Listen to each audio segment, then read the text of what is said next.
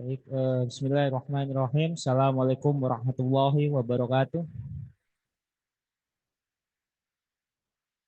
Alhamdulillahilladzi nasta'inuhu wa nastaghfiruh wa na'udzu billahi min sururi anfusina wa min sayyiati a'malina may yahdihillahu fala mudhillalah wa may yudlil fala hadiyalah. Asyhadu an la ilaha illa an Asyhadu an la ilaha illallah wahdahu la syarikalah wa asyhadu anna Muhammadan abduhu wa rasuluh la nabiyya ba'da. Allahumma sholli wa sallim wa barik ala Muhammad wa ala ali Muhammad wa ashabihi ajmain amma ba'. Yang kami hormati Ustadz Nur Yasin, Bapak dan Ibu serta para pemirsa setia kajian Tarbiyah Riyah, Bedah Torak, Kardiak dan Vaskular RSUD Dr. Sutomo yang berbahagia. Puji syukur kita sanjungan kehadirat Allah Subhanahu wa taala karena dengan limpahan dan karunia-Nya kita bisa berkumpul di acara pengajian Tarbiyah Ruyah ini. Sholawat serta salam semoga tetap tercurah kepada junjungan kita Nabi besar Muhammad Sallallahu Alaihi Wasallam. Semoga kita sekalian termasuk ke dalam umatnya yang diberkahi. Amin ya robbal alamin. Baik, sebelum kita mulai kajian yang akan dibawakan oleh Ustadz Nur Yasin dengan judul Cukuplah Kematian sebagai Nasihat. Ini agak berat ya materinya. Alangkah baiknya kita dengarkan terlebih dahulu lantunan ayat suci Al-Quran yang akan dilantunkan kepada saudara Arif Kurniawan. Baik, kepada saudara Arif Kurniawan dipersilahkan.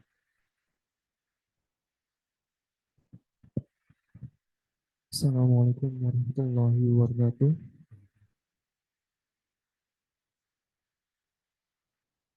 أعوذ بالله من الشيطان الرجيم. كل نفس ذائقة الموت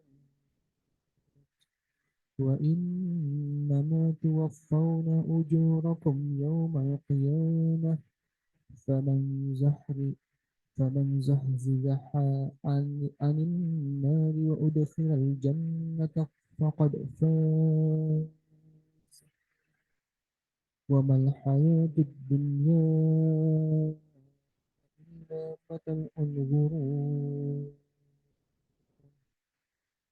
لتبلون في أموالكم وأنفسكم ولتسمعن من الذين أوتوا الكتاب من قبلكم ومن الذين أشركوا أذى كثيرا فإن تصبروا وتتقوا فإن ذلك من عزم الأمور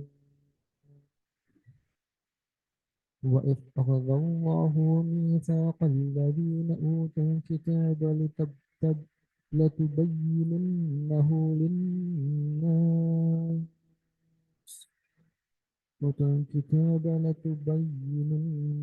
للناس ولا تكتمونه فنبذوه وراء ظهورهم واشتروا به ثمنا قليلا فبئس ما يشترون لا تحسبن الذين يفرحون بما أتوا ويحبون أن يحمدوا بما لم يفعلوا فلا تحسبنهم بمفازة من العذاب ولهم عذاب أليم ولله ملك السماوات والأرض والله على كل شيء قدير.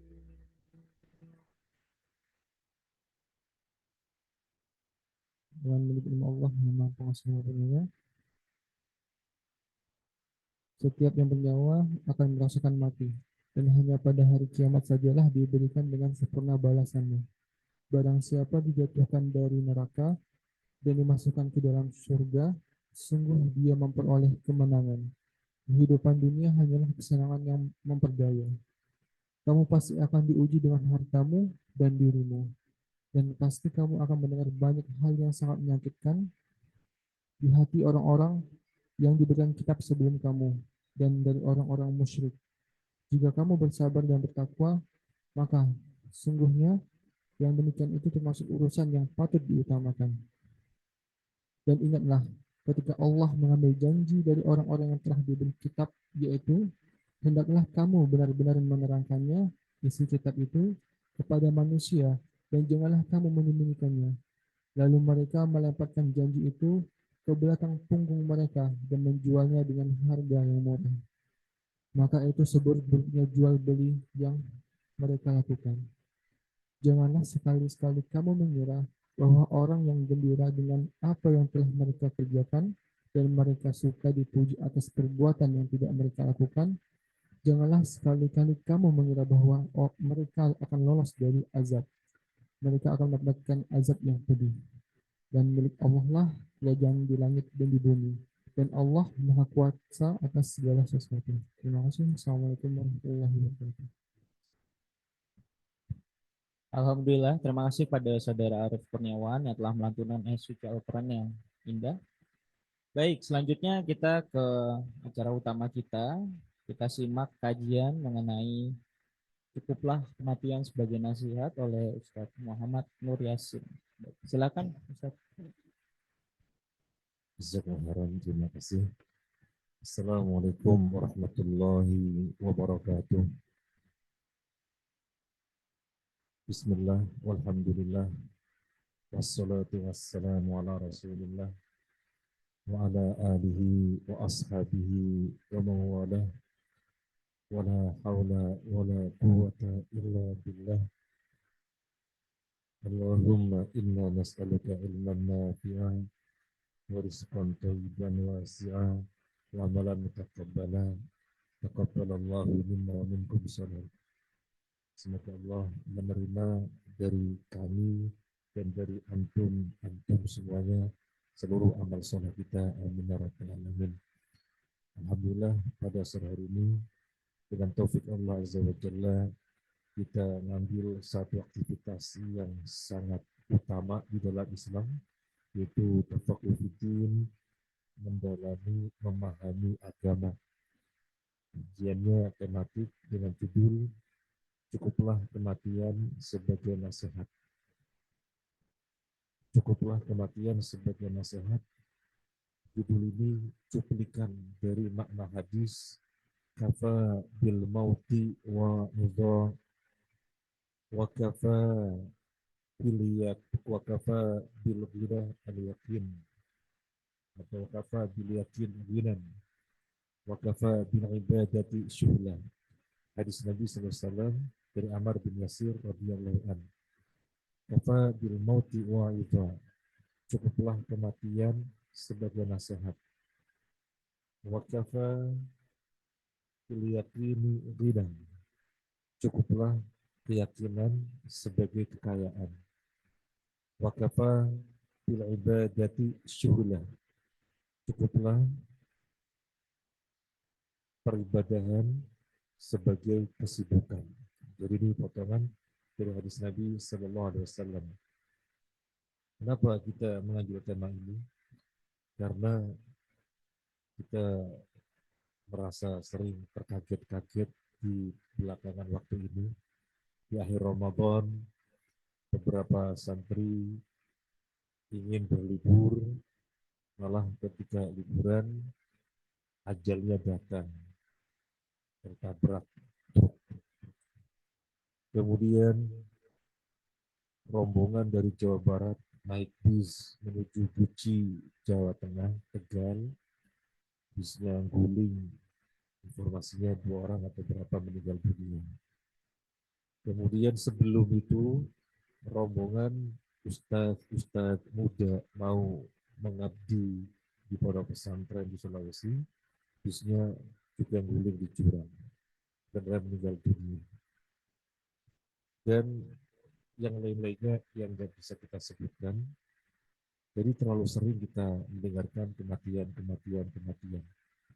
Maka kematian yang sering terdengar itu jangan sampai tidak menjadi nasihat bagi kita. Karena Nabi bersabda, kata bil mauti wa'idhah. Cukuplah kematian sebagai nasihat. Pada saatnya nanti kita juga akan mati. Masa kita tidak hati-hati jalani hidup? Nah, dengan sering mengingat mati, maka benar-benar kematian bisa menjadi nasihat. Kita mulai slide yang pertama, ayat yang tadi sudah dibaca oleh Dr. Arif. A'udzu billahi minasyaitonir rajim. Kullu nafsin dha'iqatul maut. Setiap jiwa pasti akan merasakan kematian.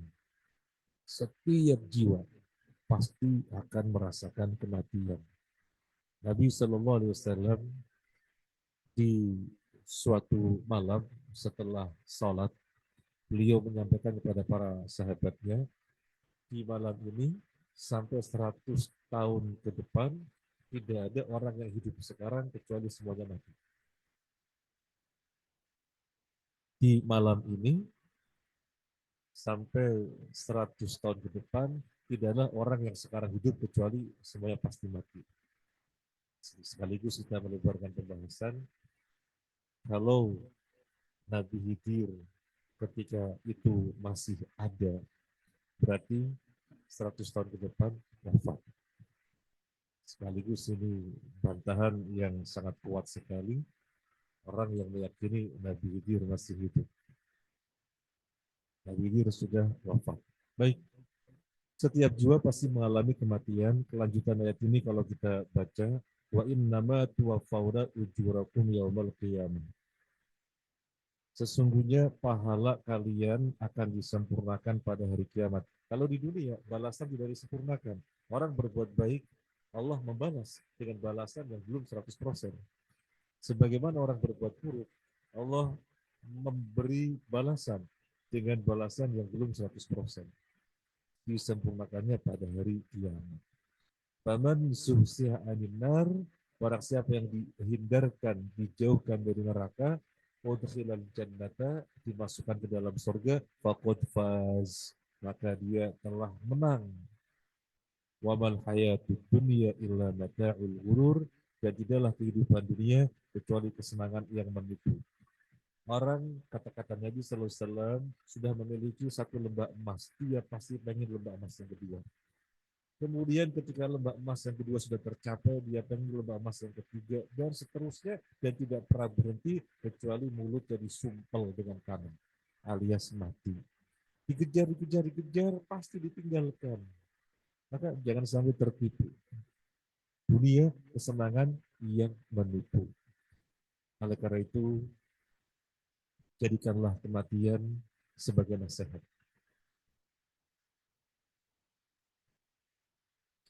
Hadis Nabi Sallallahu Alaihi Wasallam riwayat Abu Hurairah dikeluarkan oleh Imam At-Tirmidzi. Beliau bersabda, "Aktsiru dzikra hadimil ladzat, yakni al-maut."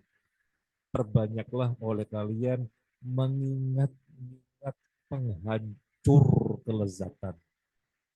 Apa penghancur kelezatan? Mati. Tentu kita melihat orang yang bergelimang dengan harta, memiliki jabatan, bergelimang dengan harta, dengan kekayaan, memiliki jabatan tinggi. Pertanyaannya, siapa yang memisahkannya dari kekayaan dan jabatan tersebut? Tidak lain adalah kematian. Kematian yang memisahkan antara seseorang dari sesuatu yang dibangga-banggakan. Kematian dialah yang memisahkan antara seseorang dengan sesuatu yang dikejar. Oleh karena itu, harus pintar-pintar menjadikan kematian sebagai nasihat. Sering-seringlah mengingat kematian. Orang kalau sering mengingat kematian, hidupnya tidak akan membabi buta. Orang kalau sering-sering mengingat kematian, hidupnya akan terarah. Orang kalau sering-sering mengingat kematian, hidupnya akan lurus, tidak nabrak-nabrak, tidak nubruk-nubruk, lurus, berjalan di atas pedoman. Oleh karena itu Nabi bersabda, "Aktsiru dzikra hadimil ladzat." Perbanyaklah oleh kalian mengingat kematian. Manusia menjauhi kematian. Kita selalu berusaha untuk menghindari kematian. Dan itu diperintahkan. Sakit yang secara sunatullah menjadikan fungsi organ tubuh berkurang, yang mentok dan mati, maka kita berobat biar sehat, biar panjang umur. Jadi manusia menjauhi kematian, tapi ia niscaya datang menghampirinya dengan tidak memandang usia, jabatan, kedudukan, tempat, dan keadaan. Kalau sudah saatnya, ia pasti datang.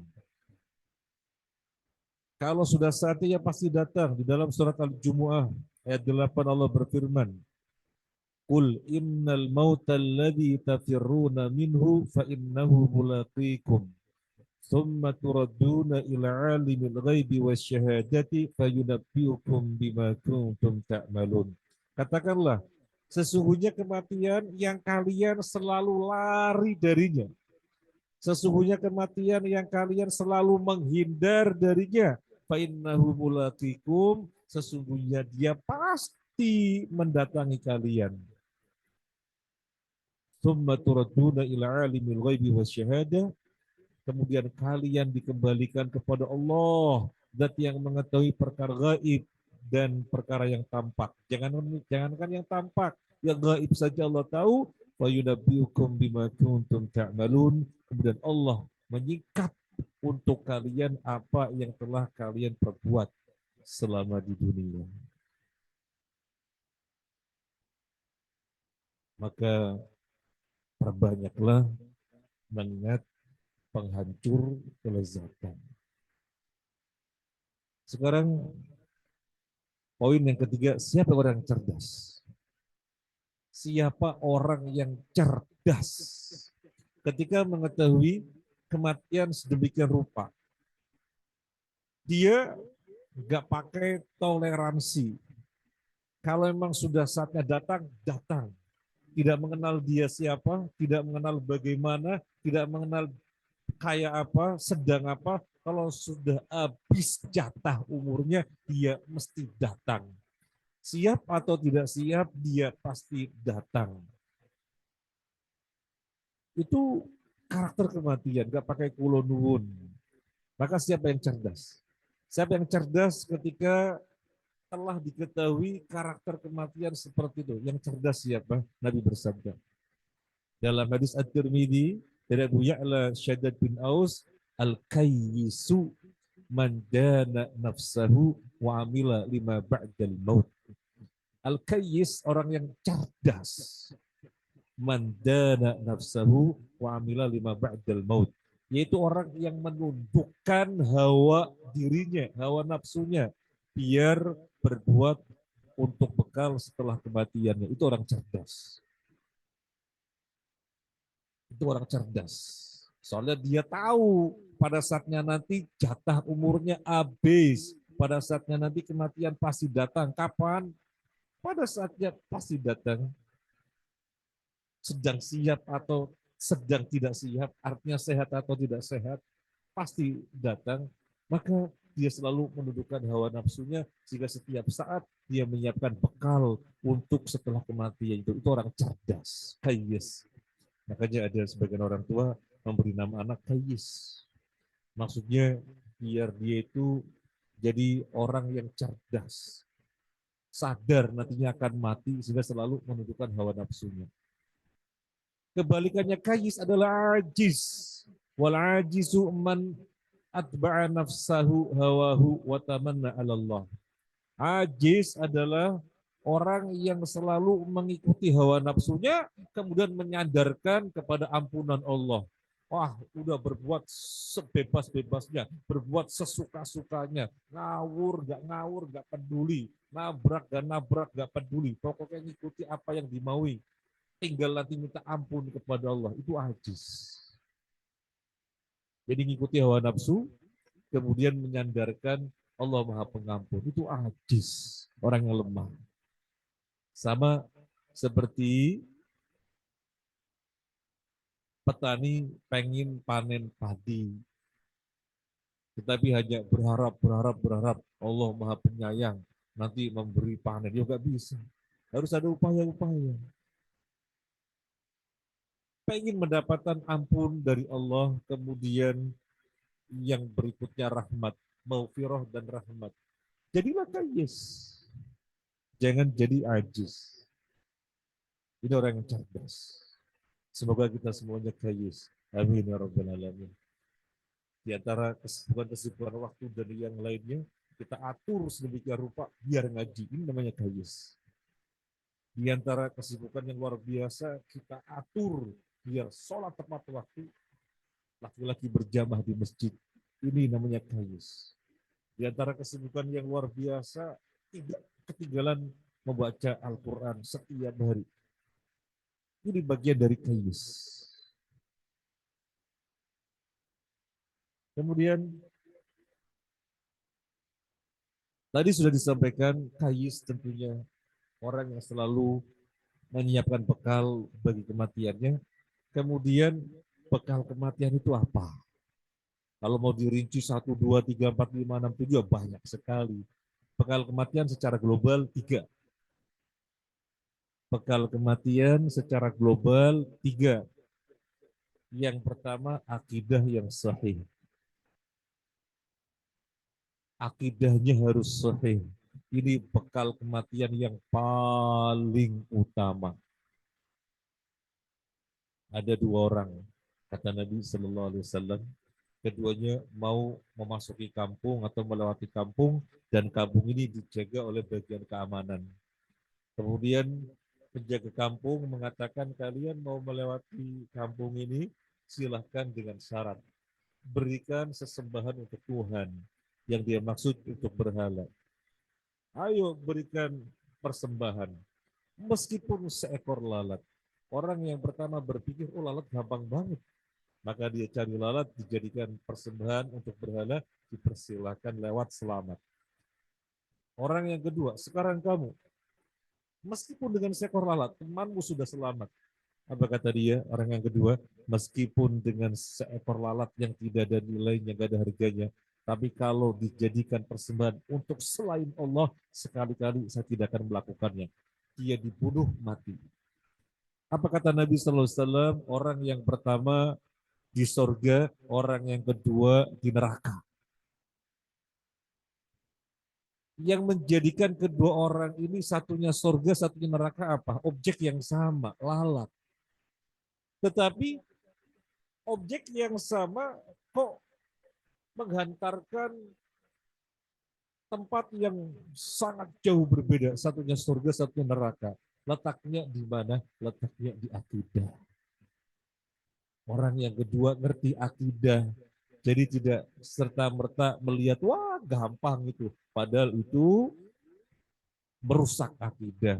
Jadi ini akidah yang sahih, yang merupakan bekal kematian yang paling utama. Yang kedua, ibadah yang sesuai tuntunan. Orang berpikir banyak ibadah, banyak pahala. Betul. Gimana kalau tidak sesuai dengan tuntunan? Nonsense. Jadi bukan sekedar bagus secara kuantitas, yang lebih penting dari itu adalah bagus secara kualitas. Bagus secara kualitas artinya sesuai dengan ketentuan, sesuai dengan sunnah. Pasti Allah terima. Tetapi berbanyak-banyakan dan tidak sesuai dengan tuntunan, sia-sia. Raddun, kata Nabi. Sekarang kita lihat Al-Quran, bunyinya bagaimana. Alladzi khalaqal mauta liyabluwakum ayyukum ahsanu amala. Allah yang menciptakan kehidupan, kematian untuk menguji kalian. Siapa yang baik amalannya, bukan siapa yang banyak amalannya. Oleh karena itu, kalau pengen banyak dan itu diperintahkan, pastikan baik. Artinya sesuai dengan tuntunan. Yang ketiga, urusan duniawi yang selamat. Urusan duniawi yang selamat. Perkara apapun yang terkait dengan duniawi, kita bersinggungannya secara selamat. Kita berinteraksinya secara selamat. Ini 3 bekal untuk kematian sehingga kita kembali kepada Allah dengan kemenangan surga insya Allah. Nah, mungkin sebagian orang pengen lebih jelas gimana sih bisa mengetahui akidah itu sahih. Gimana sih bisa mengetahui ibadah itu sesuai dengan tuntunan. Gimana sih bisa mengetahui urusan dunia itu selamat. Gimana? Ya tentunya harus mengetahui ramu-ramunya. Kita katakan kaidah. Kaidah. Kita sering dengar kaidah. Kaidah itu pengertiannya apa? Kaidah. Kaidahnya bagaimana? Kaidah itu intisari dari sekian banyak dalil Al-Quran dan hadis. Kemudian intisari dari dalil yang banyak itu apa? Itu kaidah. Jadi santan barangkali kita mengatakan ya, peras, diperas menghasilkan santan. Barangkali kita katakan santan. Jadi Al-Quran berapa ayat berbicara tentang satu tema yang sama, kemudian juga hadis, banyak hadis berbicara yang sama, kemudian dari situ disimpulkan, itulah kaidah. Jadi kalau kita katakan ini kaidahnya, berarti sudah pasti sesuai dengan Al-Quran dan hadis. Apa kaidah dalam masalah akidah?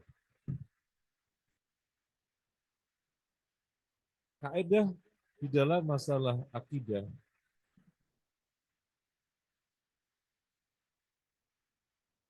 yang bertuliskan merah. Tetapi kita akan sebutkan terlebih dahulu dalil yang melatar belakangi lahirnya kaidah ini.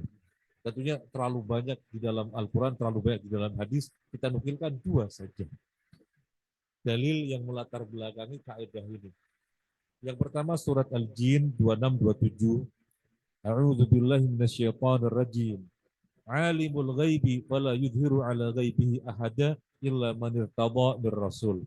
Allah alimul ghaibi, zat yang mengetahui perkara gaib. Fala yudhiru ala ghaibihi ahada. Allah tidak pernah memperlihatkan perkara gaib kepada siapapun, tidak pernah. Allah tidak pernah memperlihatkan perkara gaib kepada siapapun illa manir taba rasul, kecuali siapa yang dia ridhoi dari urusannya, dari malaikat dan dari nabi. Jadi malaikat bisa tahu perkara gaib, soalnya Allah izinkan. Nabi bisa mengetahui perkara gaib, soalnya Allah izinkan. Adapun selebihnya Allah tidak pernah memberitahukan perkara gaib. Yang kedua surat Al-A'raf ayat 188. Qul la amliku li nafsi naf'an wa la dharran illa ma Allah. Walau kuntu a'lamul ghaiba lastakthartu minal khairi wa ma massariya su'. In ana illa nadhiru wa basyirun liqaumin yu'minun. Kul, katakanlah. Nabi sallallahu alaihi wasallam disuruh mengatakan, kul, katakanlah, la amliku li nafsi naf'an wala dharran illa masyaallah. Aku tidak kuasa untuk mendatangkan sesuatu yang manfaat dan untuk menolak sesuatu yang berbahaya illa masyaallah, kecuali kalau Allah menghendaki. Jadi Nabi menyatakan demikian, nggak bisa, nggak punya kuasa untuk mendatangkan sesuatu yang manfaat atau menolak sesuatu yang mudarat, kecuali kalau Allah menghendaki. Lebih lanjut, walau kuntu a'lamul ghaiba lastakthartu minal khairi wa ma massaniya su'. Kalau aku mengetahui perkara yang gaib, niscaya yang menimpa aku, niscaya yang mengenai aku yang baik-baik, yang buruk-buruk yang tidak aku sukai tidak akan ada yang mengenaiku. Kalau aku tahu perkara gaib. Coba lihat kejahatannya dalam perang Uhud. Dalam perang Uhud, Nabi ininya berdarah-darah. Jadi tulang bagian atas pipi ini berdarah-darah. Giginya patah. Kepalanya berdarah-darah. Kalau Nabi tahu perkara gaib, Wah, ini mau ada sabetan pedang, saya jangan ke situ. Wah, ini mau ada lemparan tombak, saya jangan ke situ. Tidak pernah menimpa diri beliau perkara yang tidak disukai. Kalau tahu perkara gaib. Ini menunjukkan Nabi tidak tahu perkara gaib. Makanya tidak bisa, tidak kuasa untuk mendatangkan sesuatu yang manfaat dan tidak kuasa pula untuk menolak sesuatu yang mudarat kecuali kalau Allah menghendaki. Nah, dari dua ayat ini, surat Al-Jin dan surat Al-A'raf, apa lahir kaedah? Lahir kaedah, jadi yang bertuliskan merah. Kita tidaklah berbicara dan berkeyakinan kecuali sebatas yang telah diinformasikan oleh Allah dan Rasul-Nya. Kalau nggak ada informasi dari Allah dan Rasul-Nya, diam. Allahu a'lam. Itu masalah akidah seperti itu.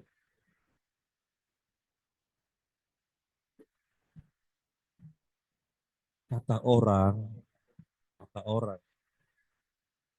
roh manusia ketika dicabut selama 7 hari gentayangan mengelilingi rumahnya. Ini kan perkara gaib. Ada nas dari Al-Quran dan hadis begitu? Nggak ada. Jangan ikut-ikutan. Jangan ikut-ikutan. Gimana? Ente percaya? Loh, nggak ada informasi di dalam Al-Quran dan hadis tentang itu. Ya saya diam. Lo diam gimana? Allah a'lam. Selamat. Tapi ente berbicara tentang roh. Baik, saya akan berbicara tentang roh. Allah berfirman, Yas'alunaka anir ruh, qul ruhu min amri rabbi, wa ma utitum minal ilmi illa qalilah. Mereka bertanya kepada kamu tentang roh. Jawab, roh itu urusan Tuhanku. Dan kalian tidak diberi ilmu kecuali sedikit saja. Ini tentang roh yang ada dalam Al-Quran. Kemudian tentang roh yang ada di dalam hadis, seseorang ketika mau dicabut nyawanya, meninggal dunia. Nazar bahasa kita. Roh dicabut oleh malaikat, kalau dia muslim, rohnya dicabut dengan sangat halus, seperti air keluar dari cerek, kemudian ditaruh di kain kafan yang sangat lembut, sangat wangi, dibawa oleh para malaikat sampai langit pertama, sampai langit kedua, sampai langit ketujuh, kemudian diseru oleh Allah agar dikembalikan ke bumi, karena diciptakan dari tanah dan sampailah di alam barzah, dituduhkan, ditanya man rabbuka man nabiyuka ma dinuka. Itu yang ada tentang roh. Loh, gentayangan 7 hari nggak tahu, nggak ada dalil seperti itu. Jadi selamat, tidak berbicara dan tidak berkeyakinan kecuali sebatas informasi syariat, dalil Al-Quran dan hadis. Gimana Allah? Ini perkara akidah. Gimana Allah? Allah di atas arsy. Kok ente mengatakan Allah di atas arsy? Saya mengatakan sebagaimana Allah katakan. Di dalam Al-Quran ada 7 ayat Allah menginformasikan dirinya di atas arsy. Ar-Rahmanu 'alal arsy istawa. Bagaimana di atas arsy-Nya Allah tidak diinformasikan sehingga kita tidak berbicara. Allah di atas arsy tidak ditanya bagaimananya. Allah menyatakan laisa kamitslihi syai'un. Loh, kalau begitu Allah istiwa di atas arsy ditakwil saja. Enggak ada dalil dalam Al-Quran dan hadis yang menjelaskan istiwa itu ditakwil, enggak ada. Enggak ada para sahabat yang bertanya kepada Nabi, apa itu istiwa? Apa tangan Allah? Apa wajah Allah? Bagaimana Allah turun? Enggak ada para sahabat satu orang pun bertanya kepada Nabi. Makanya Imam Malik mengatakan al-istiwa ma'lum wal kaifiyah majhul wasu'al anhu bid'ah. Jadi istiwa semua orang yang berbahasa Arab tentunya. Semua orang tahu pengertian istiwa. Ala wartafa'a. Itu pengertian istiwa. Di dan di atas. Jelas semua paham apa istiwa. Adapun bertanya bagaimananya, ya nggak ada yang tahu. Mengimaninya wajib. Bagaimana tidak mengimani? Sementara Allah menginformasinya demikian. Wasu'alu anhu bid'ah. Bertanya tentang bagaimana adalah perkara bid'ah dalam agama, di mana para sahabat tidak ada yang pernah bertanya kepada Nabi. Jadi Allah di atas, Allah di atas. Ala wartafa, tinggi di atas dan tidak ada yang lebih tinggi lagi. Nanti ada orang kemudian, kalau Allah di atas berarti Allah butuh tempat. kita hanya mengatakan Allah, kita hanya mengatakan sebenarnya Allah katakan. Dan bisa berbicara kok kalau misalnya sesuatu di atas sesuatu tidak berarti yang di atasnya butuh yang di bawahnya. Allah di atas aras. Apa berarti Allah? Apalagi Allah Al-Khaliq. Sementara makhluk dengan makhluk, sesuatu yang dikatakan di atasnya tidak mesti butuh. Lampu di atas meja. Apakah lampu butuh meja? Ini ranah yang sangat kita lihat, kita rasakan, menunjukkan tidak semua yang ada di atasnya berarti dia butuh kepada yang di bawahnya. Lalu bagaimana Allah? Nah, ini contoh permasalahan arti. Satu lagi, apa tugas malaikat Jibril? Informasi di dalam syariat menurunkan wahyu kepada para nabi. Kalau nabi sudah tidak ada, berarti apa? Allah a'lam. Nas yang ada dalam surat Inna anzalnahu fi lailatul qadar dan seterusnya, bahwasanya ada zalul malaikatu warruhu bi'izni rabbihim min kulli amr. Jadi para malaikat juga malaikat Jibril turun dengan izin Allah. Jadi malaikat Jibril turun setiap malam Lailatul Qadar. Ya itu yang kita berbicara karena ada nasnya. Di luar yang tidak ada nas, di luar yang tidak ada nasnya kita nggak berbicara. Sehingga tidak akan seperti mereka yang mengatakan sekarang malaikat Jibril berada di bulan azan tugasnya. Atas dasar apa mengatakan begini perkara gaib. Nah, terlalu luas kalau bicara contoh akidah. Yang terpenting kita ketahui kaedahnya, nanti kita tepat di dalam mensikapi setiap permasalahan akidah. Apa kaedahnya? Tidak berbicara dan tidak berkeyakinan kecuali sebatas yang telah diinformasikan oleh Allah dan Rasul-Nya.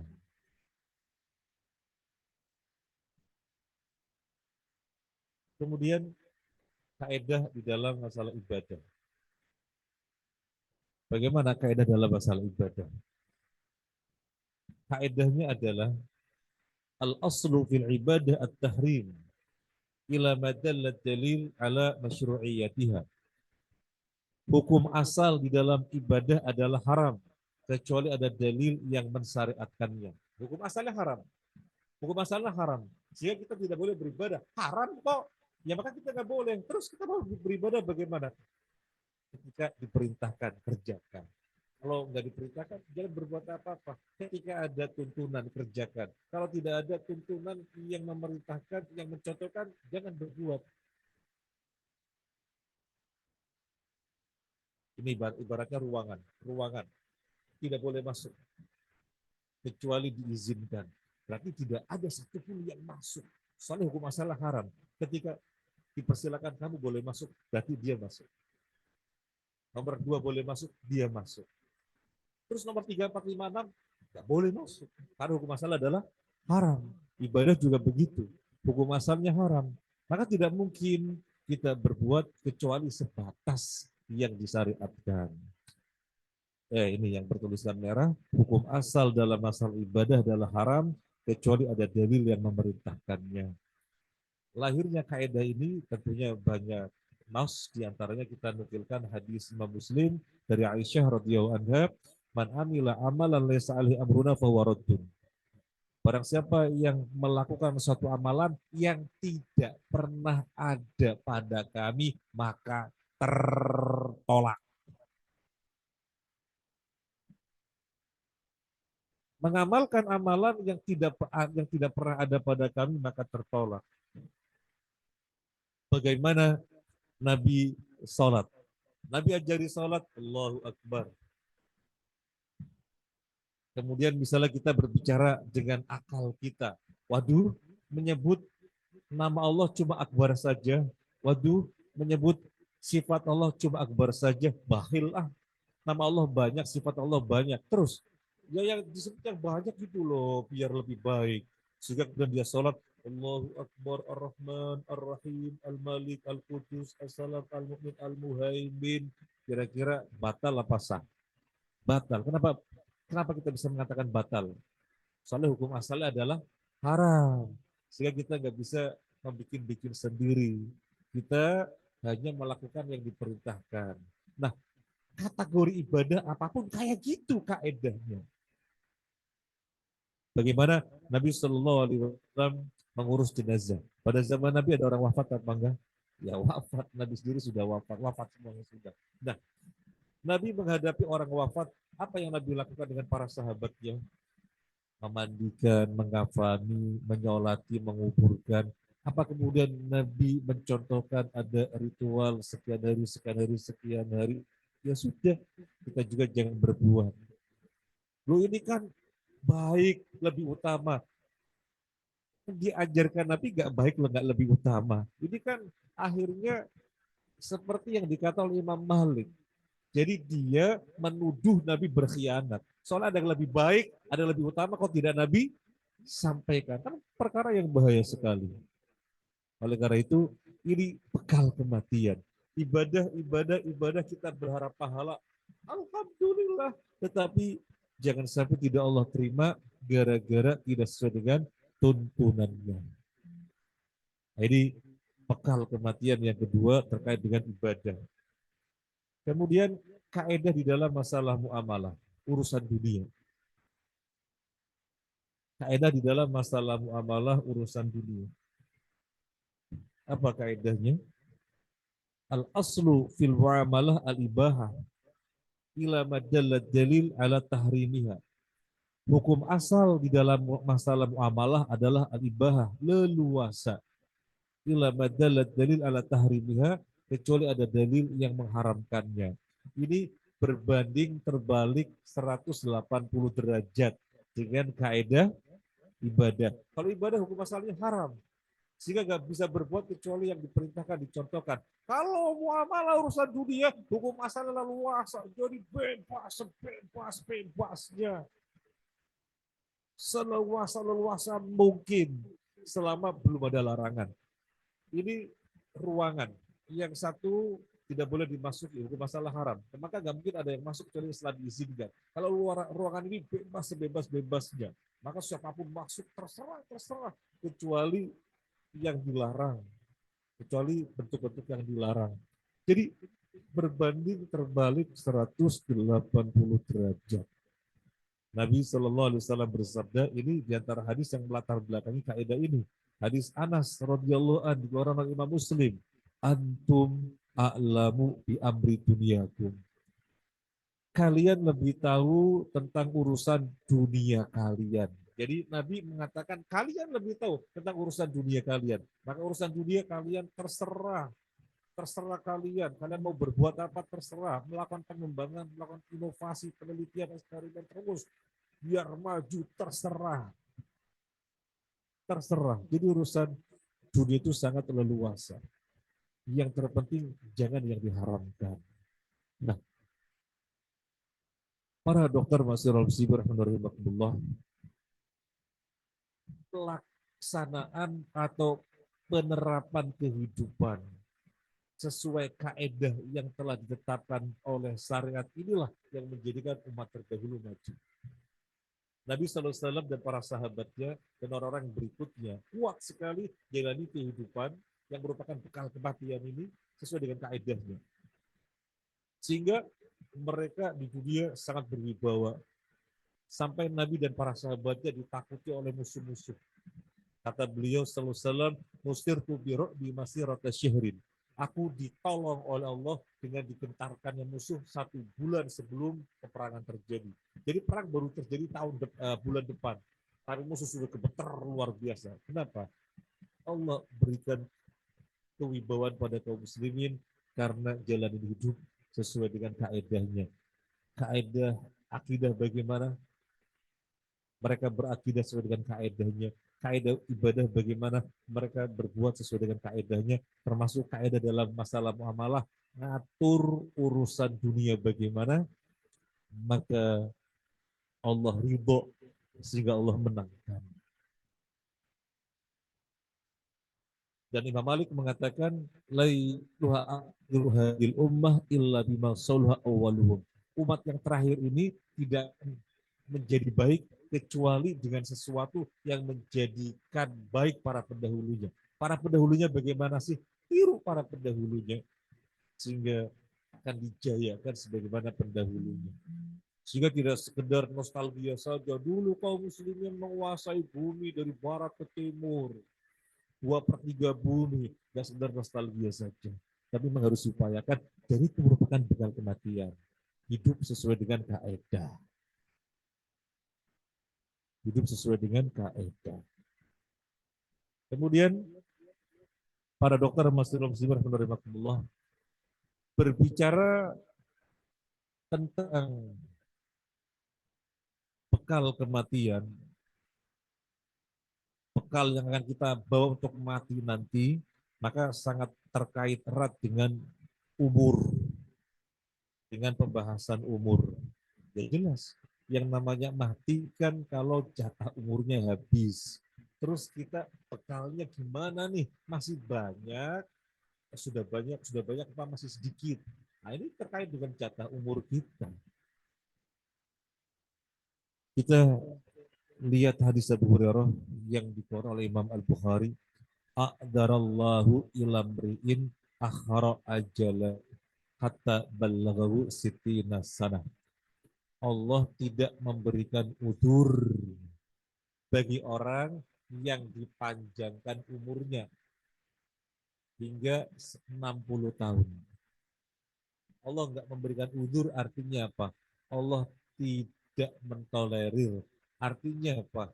Artinya orang tersebut kebangetan, dipanjangkan umur sampai 60 tahun tapi belum memperbaiki diri. Maka Allah nggak ngasih udzur. Kebangetan dia. Secara fisik, tentunya dokter lebih mengetahui, kondisi fisik prima ketika berumur 30-an. Nah, secara psikis, sebagaimana para sahabat menyampaikan di dalam akarnya, umur 40 itu kondisi psikis yang prima, sehingga sudah stabil tentang kebijaksanaan, dia lebih bijak, lebih sabar, lebih ulet, lebih istiqomah, dan yang lainnya. Itu umur 40. Prima. Nah, berarti kita mulai umur 40 melihat diri kita. Ini posisi yang prima terkait dengan psikis. Saya gimana? Kalau kemudian menyadari sehingga banyak perbaikan diri, pujilah Allah. Karena itu yang diharapkan. Dan Allah secara khusus menyebut ayat tentang umur 40. Bagaimana ayatnya? Ada yang hafal? Surat Al-Ahqaf. Rabbi auzi'ni an ashkura ni'mataka allati an'amta alayya wa ala walidayya wa an a'mala salihan tardah waslih li fi dzurriyyati ini tubu ilaika ini dan muslimin. Sudah hafal apa belum? Belum, karena belum umur 40. Tapi disiapkan. Nanti pada saat nanti umur 40. Umur 40 ini yang sering dibaca.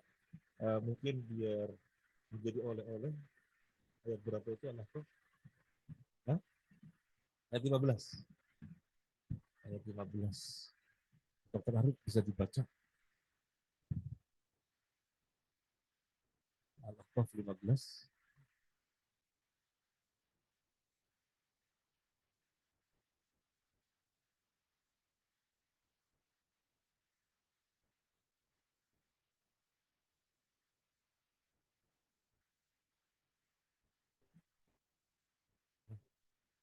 Ya. أعوذ بالله من الشيطان الرجيم ووصينا الإنسان بوالديه إحسانا حملته أمه كرها ووضعته كرها وحمله وفصاله 30 شهرا حتى إذا بلغ أشده وبلغ 40 سنة Hatta idza balau arba'ina sanah ketika dia berumur 40 tahun, apa yang dia baca? Lanjut. Rabbi. Rabbi auzi Rabbi auzi'ni an ashkura ni'mataka kallati an'amta alayya wa ala walidayya wa an a'mala salihan tardahu wa aslih li fi dhurriyyati inni tubtu ilaika wa inni minal muslimin. Ini jazakallahu khairan. Mudah-mudahan jadi oleh-oleh sore ini. Semuanya harus hafal. Karena nanti bagaimanapun mencapai 40 insya Allah. Yang sudah kelewatan, ya harus lebih hafal lagi. Karena ini yang Allah ajari ketika berumur 40. Rabbi auzi'ni an ashkura ni'mataka allati an'amta alayya wa ala walidayya wa an a'mala salihan tardah wa aslih li fi dzurriyyati inni tubtu ilaika wa inni minal muslimin. Ya Allah, karuniailah. Biar lebih jelas. Artinya, Yang artinya kami perintahkan kepada manusia agar berbuat baik kepada kedua orang tuanya. Ibunya mengandungnya dengan susah payah dan melahirkannya dengan susah payah pula. Masa mengandung sampai menyapihnya selama 30 bulan, hingga apabila dia anak itu telah dewasa dan umurnya mencapai 40 tahun, umurnya mencapai 40 tahun, lanjut. dia berdoa, "Ya Tuhanku, berikanlah aku petunjuk agar aku dapat mensyukuri nikmat-Mu yang telah Engkau limpahkan kepadaku dan kepada kedua orang tuaku, dan agar aku dapat berbuat kebajikan yang Engkau ridhoi. Dan berilah aku kebaikan yang akan mengalir sampai kepada anak cucuku. Sungguh, aku bertaubat kepada Engkau, dan sungguh, aku termasuk orang muslim." Umur 40 tahun. Secara psikis itu prima, puncak keadaan. Makanya dia menyadari betul agar berbuat maksimal di dalam bersyukur kepada Allah dan atas seluruh kenikmatan kepada orang tuanya, dan agar dibimbing diri dan keluarganya dan bertaubat. Ini umur 40. Allah panjangkan sampai 60 tahun belum memperbaiki diri, kebangetan. Maka Nabi bersabda di dalam hadis yang ada di slide, aqdarallahu ila mri'in. Allah tidak memberikan udzur kepada orang yang dipanjangkan umurnya hingga 60 tahun. Allah tidak memberikan udzur. Artinya orang seperti itu kebangetan. Ini terkait dengan umur. Jadi makanya para sahabat menjelaskan di dalam akarnya kenapa Muhammad SAW diangkat jadi nabi umur 40 ketika mencapai puncak keadaan yang prima secara psikis. Baik. Kemudian yang kedua, panjangnya umur dan baik amalannya. Wah, ini sebaik-baiknya orang. Di dalam hadis At-Tirmidzi, Ahmad dan Ad-Darimi dari Abdullah bin Busrin Al-Aslami radhiyallahu anhu secara marfu, Nabi bersabda, "Khairun nasi man tawala umruhu wa hasuna amaluhu." Sebaik-baik manusia adalah yang panjang umurnya dan baik amalannya. Makna kebalik, buruk-buruknya manusia yang panjang umurnya dan buruk amalannya. Kata Syekh Utsaimin rahimahullah taala, orang yang amalannya baik semoga terus berumur panjang. Soalnya umur panjangnya bagi dia menambah bekal-bekal kebaikan. Tapi kalau orang perbuatannya buruk, kata Syekh Utsaimin, lebih baik mati dari awal. Soalnya biar tidak nambah-nambah dosa. Semoga kita mendapatkan umur berkah sehingga panjangnya umur menambah bekal yang maksimal. Kemudian yang berikutnya, berbuat ketaatan itu sedini mungkin. Jadi jangan menunggu, mati aja kalau sudah 40. Iya kalau umurnya 40. Wong tadi yang kita ceritakan, mereka santri-santri kelas 6 atau kelas 5 atau kelas 4, jadi SMP, SMA, meninggal liburan pesantren. guru-guru muda mau berangkat ke pesantren untuk pengabdian sebagai guru, mobilnya naik jurang mati, enggak, belum berumur 40. Makanya syariat menyatakan berbuat ketaatan itu sedini mungkin. Ini hadis Bukhari Muslim dari Abu Hurairah. Sab'atun yudhilluhumullahu fi dhilhi yawma la dhilla illa dhilluh. Ada 7 golongan yang pada hari kiamat mendapatkan naungan Allah di saat tidak ada naungan kecuali naungan Allah. Yang pertama al-imamul adil, imam yang adil. Yang kedua yang bertulisan merah, syabun nasya'a fi ibadati rabbi. Pemuda yang tumbuh dengan peribadahan kepada Allah.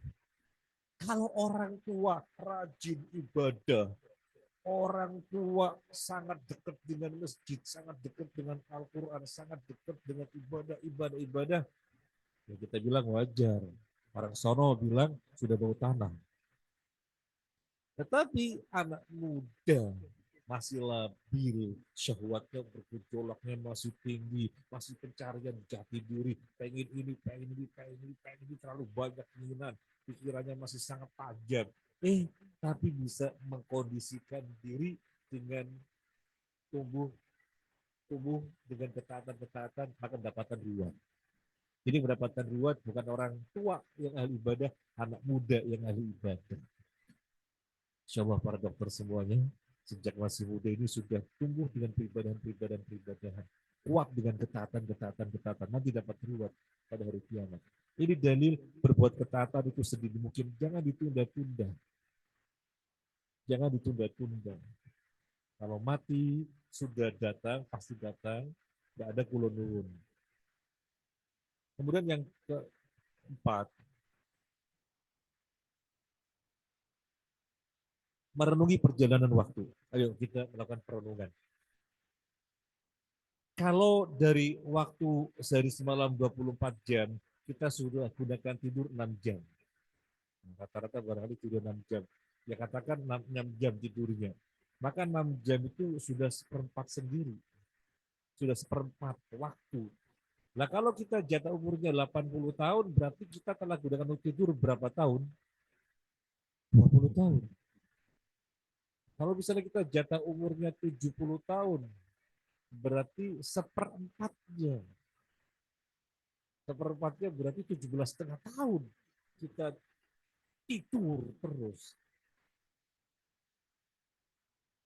Maka renungan kita, akankah kita larut di dalam perkara mubah pada sisa waktu yang ada? 80 tahun, 20 tahunnya sudah untuk tidur tok kalau umurnya 80 tahun. Kalau udah 70 tahun, 17,5 tahun sudah untuk tidur tok. Terus sisanya, akankah kita bergelimang di dalam perkara mubah? Perkara mubah kan halal. Halal tapi tidak merupakan bekal. Karena tidak mendatangkan pahala. Apalagi larut di dalam kemaksiatan. Makanya Nabi memberi rambu-rambu. Min husni islamil mar'i tarkuhu malayanihi. Termasuk tanda baiknya keislaman seseorang adalah dia meninggalkan sesuatu yang tidak berguna. Wah ini kan futsal, boleh. Tapi kebanyakan futsal, aduh, pahala apa yang didapat? Ya futsal silakan sekedarnya. Ngobrol kan boleh, iya tapi kalau ngobrol terus, apa yang didapat untuk bekal kematian? Nah makanya tanda baiknya keislaman seseorang adalah meninggalkan sesuatu yang tidak berguna. Dan Ibnu Qayyim mengatakan bergelimang di dalam perkara mubah itu termasuk jebakan setan. Setan itu yang diinginkan pertama kali agar manusia berbuat apa? Kesyirikan. Wah ini kesyirikan. Allah Maha Pengampun kok. Udah gak apa-apa, yang penting nanti kamu bertobat, Allah Maha Pengampun. Gak berhasil, ini orang gak mau berbuat syirik. Setan bukan berhenti, ditawari yang lainnya. Ini dosa besar loh, bukan kesyirikan. Yang penting nanti ditaubati. Nggak berhasil, dia nggak mau berbuat dosa besar. Apa setan berhenti? Enggak, setan tawarkan yang lainnya. Ini dosa kecil. Alah, dosa kecil. Bisa jadi kamu belum bertobat, dia berguguran kok dengan wudhu. Dia bisa jadi berguguran kok dengan dikasih sakit atau satu cobaan berguguran, nggak apa-apa lah dosa kecil. Nah, dia tidak mau dibujuk setan. Apa setan berhenti? Enggak. Setan menawarkan agar meninggalkan yang sunnah-sunnah. Alah, hukumnya sunnah kok. Nggak dikerjakan, nggak apa-apa, tidak dosa. Udahlah, senang-senang aja lah. Masa perhatian banget sama sama yang sunnah-sunnah, 6 hari Syawal dan yang lainnya. Sunnah kok, ditinggalkan nggak dosa. Dan tidak bisa dibujuk. Setan nggak berhenti. Apa kunjungan yang berikutnya? Tawarkan perkara-perkara yang mubah. Ini loh, halal, nggak apa-apa sebanyak-banyaknya, nggak apa-apa. Kalau orang kemudian bisa terkena bujuk rayu, dia bergelimang di dalam perkara-perkara mubah, lama-lama meninggalkan sunnah. Kalau sudah meninggalkan sunnah dan mengkristal, lama-lama bisa meninggalkan yang wajib dan terus dan terus. Jadi ini perangkap setan. Sekali lagi, merenungi perjalanan waktu. Jadi seperempat waktu sendiri, seperempat umur sendiri kita sudah gunakan untuk tidur. Lalu kita tidak manfaatkan yang selebihnya, oh jangan sampai. Kita berusaha jadi kayis. Apa tadi kayis? Yang menundukkan hawa nafsunya, kayis. Yang ke bersegera memanfaatkan umur. Bersegera memanfaatkan umur.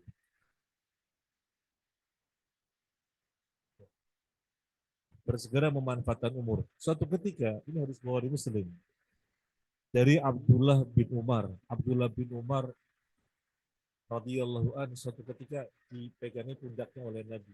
Nabi memberi tausiah, kun fid dunya ka'annaka gharib au ka'abir sabil. Jadilah ente di dunia seperti musafir, atau jadilah ente di dunia seperti orang yang menyeberang jalan. Apa yang kita pahami tentang musafir? Kenapa Nabi memberi arahan kepada Abdullah bin Umar, jadilah kamu di dunia seperti musafir. Musafir melakukan perjalanan untuk suatu tujuan. Kalau tujuan sudah selesai, ngapain? Segera balik. Tujuan sudah selesai, segera balik. Gak akan berlama-lama di sana. Sudah selesai. Orang nyebrang jalan, ini jalan dari kanan ke kiri. Apa yang dia lakukan? Masa dia kemudian duduk-duduk ngopi-ngopi di tengah jalan? Gak ada. Orang nyebrang jalan ya, yang terpenting segera sampai ke tepi sebelahnya. Dunia itu diperlakukan seperti itu. Karena sangat singkat perjalanan kita. Maka berbuatlah demi akhirat yang tidak pernah ditinggalkan. Nanti kita di akhirat memandang dunia yang sekarang kita berada. Berapa lama? Berapa? Sehari atau setengah hari. Ini surat Al-Mu'minun 112, 114. Qala kam labithum fil ardi adada sinin. Berapa lama kalian tinggal di bumi? Berapa tahun? Berapa tahun? Berapa lama kalian tinggal di bumi? Pertanyaan lo berapa tahun? Adada sinin berapa tahun? Apa jawaban orang-orang? Kalau labithna yawman aw ba'da yawm. Bahkan muka bumi sehari atau cuma setengah hari. Subhanallah. Kita kan sekarang kan nggak merasakan ya. Kita akan membuktikan nanti di akhirat. Loh, gimana kita tahu? Dan kita kan ada informasi dari Allah. Jadi nanti di akhirat, orang-orang bilang bumi itu sebentar sekali. Satu setengah hari. Oleh karena itu, di dunia itu kita seperti musafir.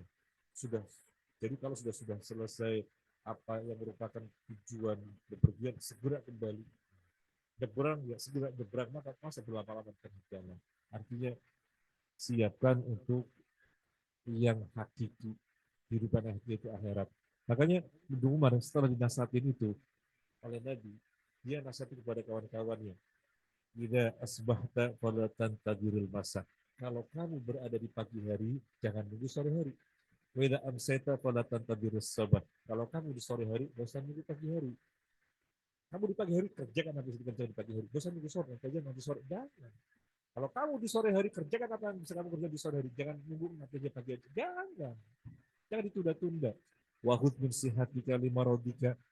Berbuatlah mumpung ente sehat. Bahasa sono kan ente. Berbuatlah mumpung ente sehat sebelum sakit ente. Wafi hayatika limautika. Dan berbuatlah mumpung ente hidup sebelum matinya ente. Jadi nasihat Abdullah bin Umar kepada kawan-kawannya setelah dinasihati oleh Nabi agar hidup jadikanlah seperti musafir atau seperti orang nyebrang jalan. Dan penyakit kita, para ulama sering menyinggung, itu taswif. Apa taswif? Taswif itu suka nunda-nunda nanti, nanti, nanti, nanti, nanti, jangan. Kalau sudah saatnya, Bismillah, minta taufik dari Allah untuk bisa. Bismillah, minta pertolongan dari Allah untuk bisa mengerjakan. Pengen qiyamul lail, pasang weker jam 3. Weker berbunyi. Harus setengah jam lagi ya, dimatiin turun-turun. Iya nanti kebablasan sampai subuh. Akhirnya nggak qiyamul lail. Ya kalau pasang jam 3 bangun sudah bangun gitu. Ini memang perlu berlatih. Jadi ingat wah penyakit taswif ini. Ketika nanti wah taswif ini langsung begitu. Saya juga berlatih begitu. Hanya nama 5 menit jangan taswif itu nanti dikencingi setan lagi. Kok tahu dikencingi setan? Ya Nabi yang memberitahu, ini kan perkara doi. Kita berbicara kalau ada nas kita berbicara. Nah, yang berikutnya terkait dengan bekal setelah kematian, karena kita ingin menjadi kayis yang selalu memikirkan bekal, maka kita perlu tahu ada 3 amalan yang pahalanya nggak pernah putus meskipun orang tersebut juga meninggal dunia. Orang kalau sudah meninggal dunia kan nggak bisa beramal lagi ya. Gimana sudah meninggal dunia yang nggak bisa beramal? Tapi dengan 3 perkara amalan terus mengalir meskipun dia sudah tidak berbuat. Kata Nabi apa saja? Sedekah jariyah. Sedekah, kemudian pemanfaatannya terus menerus. Kita mati dan itu masih terus dimanfaatkan maka pahala mengalir. Mewakafkan gedung untuk lembaga pendidikan, wakaf Al-Quran di masjid-masjid. Kita meninggal dunia, Quran terus dibaca, dimanfaatkan, maka pahala terus mengalir. Masih banyak kok masjid-masjid yang ada Qurannya. Masih banyak. Dan yang lain-lainnya. Ilmu yang bermanfaat, ngajari wudhu, ngajari sholat, ngajari kejujuran, ngajari keadilan, dan yang lain-lainnya. Itu ketika yang diajari mengamalkan, kita mati, maka dia yang murid atau santri atau yang kita ajari terus mengamalkan, pahala itu terus mengalir. Yang ketiga, anak soleh yang mendoakan. Kalau ada orang punya tiga-tiganya, alhamdulillah. Sedekah jariyah, alhamdulillah ada. Kemudian ilmu yang bermanfaat, alhamdulillah. Senang ngajar TPQ, ngajar Al-Quran dan yang lainnya. Yang ketiga punya anak soleh, alhamdulillah. Tapi ada orang yang cuma 2. Dia berusaha ada sedekah jariyah, dia berusaha ada mengajarkan ilmu syariat, tapi dia nggak punya anak. Ya sudah, dia diuji nggak punya anak. Maka berjuanglah dengan yang 2 itu. Jadi semuanya punya anak, punya atau belum? Semoga semuanya punya anak dan banyak anak. Banyak anak soleh-soleh, maka itu banyak investasinya. Nah, ini saja yang bisa kita sampaikan. Kalau yang terakhir, ini bisa ya dibahas bisa sambil nanti, karena jam 5 saya izin nanti. Baik, saya serahkan kepada Mas Rafael. Monggo.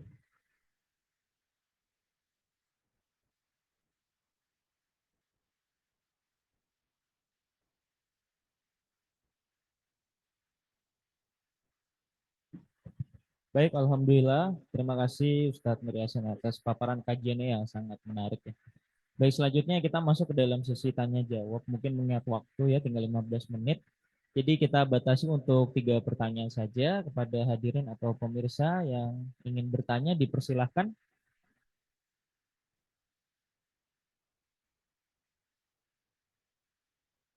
Baik, silakan Dr. Arif. Baik, izin tanya Ustaz. Setelah kita tadi mendengarkan kajian yang saya sampaikan tadi, eh, Anam teringat juga, akan hal bagi orang yang sudah lebih dari 40 tahun, ataupun nanti anak nantinya di posisi itu, bagaimana kita bawa, ya kan ada juga istilah itu, selain bencana kita istijrah. Istijrah itu kan Allah berikan semuanya yang kita perlukan, kenikmatan yang kita perlukan, tapi kita terlena. Kebanyakan yang kita mungkin kita perhatikan bahwa seperti itu.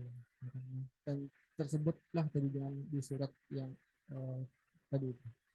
Nah, maka apakah ada tips biar kita tetap istiqomah dan tetap sadar bahwa kita ini di muka bumi untuk beribadah. Terus juga kami mungkin yang di bagian medis, salah satunya kan dalam hadis itu disebutkan bahwa terbanyak kematian satu akan orang pintar dan cara melunakkan hati. Tapi kan kita kan sering berkecimpung itu kadang-kadang hanya ya biasa biasa yang meninggal, tapi tidak membuat hati kita makin lembut. Bagaimana kita tidak membuat itu hal yang biasa. Kata dokter Mas Rob rahimahullah tentang masalah istidraj yang pertama. Istidraj itu orang tersebut sesungguhnya diazab di dunia atau diberi balasan ketika di dunia, tapi Allah enggak membalasnya, enggak mengganjarnya. Allah tunda nanti Allah membalasnya nanti. Ini istidraj. Istidraj itu ditujukan kepada orang kafir. Jadi mereka setiap detiknya berbuat permusuhan kepada Allah, tetapi Allah biarkan dengan kenikmatan, nanti di hari kiamat sekaligus Allah timpakan dan sangat dahsyat sekali. Bagi orang muslim, Allah berikan dengan cobaan-cobaan. Berbuat salah, Allah tegur dengan suatu sakit atau dengan suatu problem yang di situ dikehendaki kita sadar. Iya, Allah tegur. Semoga cobaan ini, ujian ini mengurangi dosa, nambah pahala, dan kita memperbaiki diri. Kemudian di dalam perjalanan lagi, kita ditegur lagi. Kita sadar sebagai manusia telah berbuat ini, makanya Allah tegur. Dengan sakit dan yang lainnya, itu mengurangi dosa. Terus seperti itu dosa kita bisa berkurang karena teguran-teguran berupa cobaan, sakit dan yang lainnya. Itu muslim. Sampai di dalam hadis muslim, Allah kasih teguran dengan bentuk sakit sehingga berjumpa dengan Allah tanpa ada dosa sama sekali. Nah, tetapi yang harus kita ketahui, karakter muslim itu yastakil. Karakter muslim itu yastakil.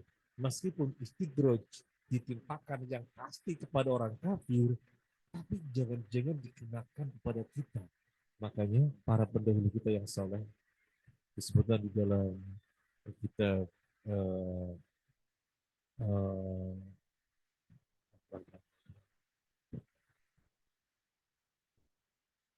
edisi bahasa Indonesia-nya perhiasan para wali. Di sana disebutkan para pendahulu kita ketika hidupnya mulus, nggak ada suatu kerikil, nggak ada suatu ombak yang membentur, nangis, ya Allah, jangan istidraj ya Allah, ampunilah kami ya Allah, nangis. Kan padahal bisa jadi bukan istidraj. Karena dia berbuat kesalahan, maka Allah lapangkan seluruh yang merupakan kehidupannya. Karena wa may yattaqillaha yaj'al lahu makhraja wa yarzuqhu min haitsu la yahtasib. Jadi Allah lapangkan karunia-Nya untuk dia, Allah berikan kemudahan-kemudahan karena kesalahan ketakwaannya. Tapi orang yang mukmin dengan iman yang tinggi itu karakternya stabil, memandang dirinya masih jauh, memandang dirinya baru sedikit berbuat, takut amalnya juga diterima, itu harus. Makanya di dalam surat Al-Mu'minun disebutkan walladzina yu'tuna ma ataw wa qulubuhum wajilatun annahum ila rabbihim raji'un. Orang yang berbuat infak, tapi mereka takut untuk dikembalikan kepada Tuhannya. Aisyah Rabi'anha bertanya tentang ayat ini. Gimana ya Rasulullah? Mereka berinfak. Kok takut berjumpa dengan Allah? Apakah mereka ini berzina, pezina, pencuri, pembunuh? La yang kata Siddiq kata Nabi. Bukan begitu ya Putri Siddiq Aisyah. Putri Siddiq radhiyallahu anhu. Bukan begitu wahai Ibnu Siddiq. Orang ini ahli ibadah, berbuat infak-infak dan seterusnya, tapi takut kalau amalannya tidak diterima. Siapa yang tidak mengenal Umar bin Khattab? Umar bin Khattab itu orang terbaik nomor 2 setelah Abu Bakar As-Siddiq. Terbaik nomor 1 dari kalangan umat Nabi sampai dari kalangan Abu Bakar, disuruh Umar. Setan itu takut sama Umar bin Khattab. Tapi Umar bin Khattab itu nangis terus dengan dosa-dosanya. Dosa apa yang telah diperbuat? Iya, dosa sebelum masa Islamnya, dosa-dosa. Itu takut. Sampai di kedua pipi Umar bin Khattab itu ada garis hitam. Suatu ketika dia melihat Hudzaifah bin Al-Yaman, pemegang rahasia Nabi. Jadi siapa saja orang munafik yang dikasih tahu itu Hudzaifah bin Al-Yaman, si fulan. Suatu ketika Hudzaifah bin Al-Yaman tidak ikut sholat jenazah. Loh, kok gak ikut sholat jenazah? Jangan-jangan dia orang munafik. Maka dia bertanya, Hudzaifah bin Al-Yaman, ente tidak nyolatin dia. Dia munafikkah? Tolong kasih tahu Umar bin Khattab. List nama-nama orang munafik yang ente dikasih tahu Nabi, kasih tahu kepada Umar. Umar ada di dalamnya apa enggak? Allahu Akbar. Umar ada di dalamnya apa enggak? Jadi itu sangat ketakutan dengan sifat nifaq. Padahal enggak mungkin munafik, tapi sangat ketakutan. Itu muslim. Selalu melihat dirinya serba kurang. Nah, jadi kita upayakan berbuat ketakwaan, ketaatan, sehingga ketika yang Allah berikan kepada kita adalah kelapangan, kalau dari yang lainnya, itu karena ketakwaan. Karena ketakwaan menjadikan hidup itu serba berkelapangan. Meskipun begitu, yang harus kita hadirkan adalah karakter yang stakil tadi. Jangan-jangan ini istidraj. Sehingga kita tidak pernah ujub. Nah, ini. Kita tidak pernah ujub. Wah, saya lempeng-lempeng saja. Pantesan aja saya takwa tuh kan ujub. Makanya kuatkan karakter ya stakil. Sehingga selalu merasa kurang, selalu merasa masih jauh, ya akhirnya terus meningkatkan. Ini yang pertama. Tentang masalah istidraj. Kemudian yang kedua, orang ketika melihat orang meninggal, itu menjadikan hatinya semakin lembut. Karena sadar nantinya juga kan seperti dia. Tapi kok biasa-biasa saja. Ini masalah keimanan. Dan memang iman itu naik turun. Kok nyata-nyata melihat kok dijadikannya biasa-biasa datar-datar saja. Tapi harus mencela diri kita. Dan Allah mencela orang-orang Quraisy yang nyata-nyata mereka melewati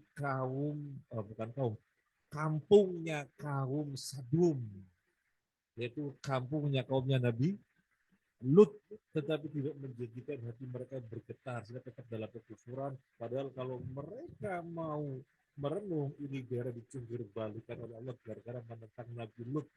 Kok kita menentang Nabi? Nah, jadi yang diperintahkan oleh Islam terus meningkatkan keimanan sehingga apa yang kita lihat bisa menjadi pelajaran, termasuk di dalam kasus tadi, dan orang mati kemudian jadi semakin lembut hidup, tidak semaunya sendiri, semau gue mau ngapain aja, semakin lembut, semakin senang dengan kebenaran, semakin senang dengan kebaikan. Jadi masalahnya memang iman itu naik turun, perlu terus digodok terus. Ya, baik, mungkin itu bisa kita jawab. Allah. Alhamdulillah, Rabbil Alamin. Baik, kalau mengingat waktu yang tersedia udah habis ya, tapi juga mau. Baik, karena udah mendekati waktu azan juga, maka kita cukupkan kajian Islam Tarbiyah Ruhiyah kita ini dengan membaca doa penutup majelis. Subhanakallahumma wa bihamdika asyhadu an la ilaha illa anta astaghfiruka wa atubu ilaik. Kami ucapkan terima kasih banyak kepada Ustadz Nur Yasin Sama-sama. telah meluangkan waktunya dan seluruh peserta dan pemirsa setia kajian Tarbiyah Riyah Badatora Kardio dan Vaskular RSUD Dr. Sutomo. Kurang lebihnya mohon maaf. Wassalamualaikum warahmatullahi wabarakatuh.